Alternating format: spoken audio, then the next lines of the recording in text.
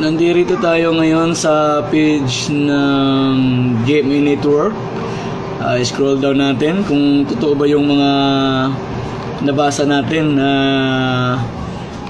anti-Duterte daw yung page nila. So ito i-scroll down natin, ayan, isa-isa to prove na mayroon silang pagkakamali. Yung admin kasi nila nag-post ng laban kay Duterte.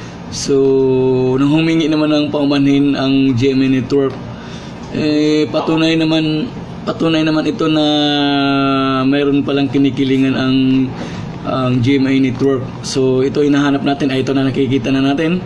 Ayun, no, basang-basa, kitang-kita. So sa ngayon, sa 2 oras na mula nang i-post nila ito, umabot na sa 4,318 ang nag-share. Okay? So pagkakamali ito ng GMA. Sinasabi dito na iniimbestigahan daw nila. Hindi naman kailangan imbestigahan dahil malalaman naman ng ibang admin kung sino ang nag-post nung item na yon. Okay? So alam na, sana ang ABS-CBN din ganun din. Antayin natin. Kawawa naman yung Pilipinas, imbis na tulungan natin yung tao na makapag-angat sa ating bansa sa susunod na mga pagkakataon, dahil sa mga lintik na to, lalo nilang pinababagsak ang Pilipinas, na ang naghihirap ay ang mga kababayan nating Pilipino. Salamat po.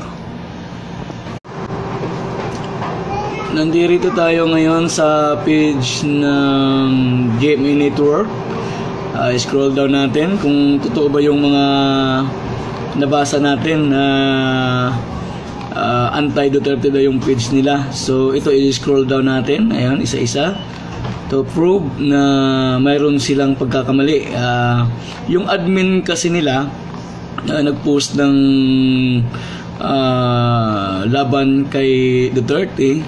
So nung humingi naman ng paumanhin ang GMA Network, patunay naman sa 318 ang nag-share. Okay? So pagkakamali ito ng GMA. Sinasabi dito na iniimbestigahan daw nila. Hindi naman kailangan imbestigahan dahil malalaman naman ng ibang admin kung sino ang nag-post nung item na yon. Okay?